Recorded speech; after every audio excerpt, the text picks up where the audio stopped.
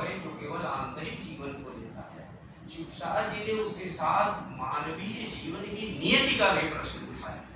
इस मनुष्य के जीवन का सार क्या है? ये महिला पर भी लिखा है, उनकी कहानी है हत्या और आत्महत्या के बीच। तो जीवन की सार्थकता कहाँ है? इसलिए नीला चांद में आप पाइएगा कि केवल उनका उद्देश्य यह नहीं है कि 10वीं से 14वीं शताब्दी के बीच के बनारस का इतिहास दिखा दिया जाए। चुनार का लिया तो कर्मा से लेकर के और आग बगल का जो आदिवासी जीवन है उसको भी मूर्त कर दिया। घोड़ा भी उनके यहाँ एक पात्र बन गया है। वो चमत्कार आपको या तो टोल्स्टॉय के यहाँ दिखेगा, घोड़े की गति और सब। जब उन्होंने कुश्ती दिखाई है वो तरह तरह के दांव और वो सब, यानी कुल मिला जुला के वस्तुपरक जीवन भी, लेकिन उसके साथ साथ यह एक पकड़ बनी हुई है कि जीवन की सार्थकता कहाँ है। प्रत्येक मनुष्य की आत्मा में एक नीला चांद है, वही है उज्ज्वल भविष्य, वही है मनुष्य, सार रूप में वही मनुष्य है जो सबके भीतर, बस उसके प्रति वो जागरूक नहीं। तो श्रीमान थी जो पीछे से बोल रही थी उस उपन्यास के भीतर, इसीलिए नीला चांद अलग अलग बैतरणी की तुलना में थोड़ा गहरा है। अलग अलग बैतरणी में एक आजादी के बाद का टूटा हुआ सपना है, और गंगा नहीं है बल्कि बैतरणी है। वो सब लोग अपनी अपनी बैतरणी पार करने में लगे हैं। तो वहाँ एक हताशा और निराशा और ट्रेजेडी और पैथोस का भी माहौल है। लेकिन नीला चांद इस दृष्टि से गहरा उपन्यास है, वो ऐतिहासिक भी है, सांस्कृतिक भी है, और उसके साथ साथ मनुष्य जीवन की नियति के भी प्रश्न को उठाता है। तो और इसके साथ आप देखें तो उन्होंने कुछ प्रयोग भी किए बहुत, और उनके पास भी वो उपन्यास नहीं रह गया था। धीरे में बहुत ढूंढा, उनको नहीं मिला, उनको भी नहीं मिल रहा। अंतरिक्ष के मेहमान, अब वो होगा तो नेशनल लाइब्रेरी में होगा, लक्ष्मण के DIG उसको ढूंढ के निकालेंगे। तो बहुत चीजें उनके पास नहीं थी। नाटक भी उन्होंने लिखे, कविताएं भी उन्होंने लिखी। तो लिखते हुए ही आदमी जानता है कि इस दिशा में मैं अच्छा कर सकता हूँ, नहीं कर सकता हूँ, लेकिन वो इस बात से नहीं हिचके।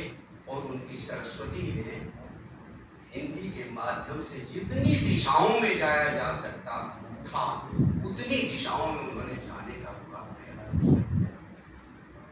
ये इसलिए मैंने इतनी विधाओं की चर्चा की कि आप इससे अनुमान लगाइए कि वह एक आदमी कैसे इतनी, केवल एक स्कॉलरशिप भी एक ऐसी चीज है जिसमें अपनी पहचान बनाने में आदमी का इतना कुछ लग जाता है कि बाकी कुछ करने के लिए बचता नहीं। लेकिन उसमें उन्होंने रचनात्मकता को और पांडित्य को, दोनों को द्विवेदी जी की तरह से संभाला, दोनों को निभाया, और उसके साथ साथ इतनी विधाओं में काम किया। ये बड़ी चीज है।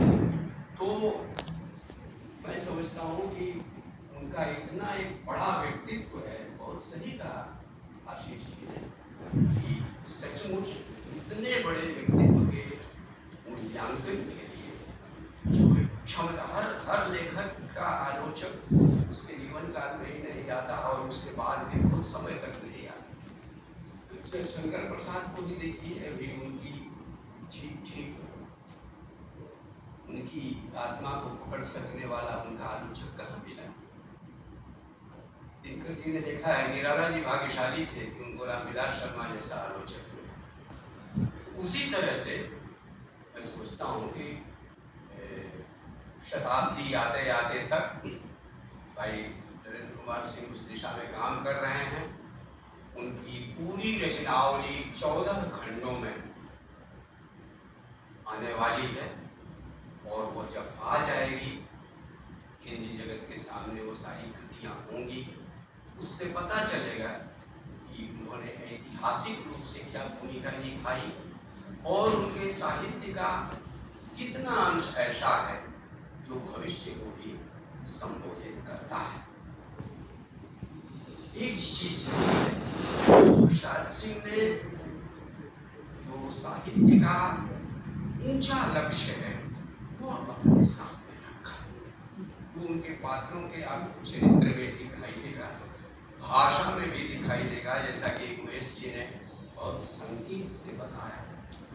उन्होंने रति के प्रसंग दिए हैं, प्रेम के प्रसंग दिए हैं, लेकिन आप पाएंगे कि भाषा के पास इतनी शक्ति है कि सब कुछ कहा जा सकता है और फिर भी शालीनता बनी रह सकती है।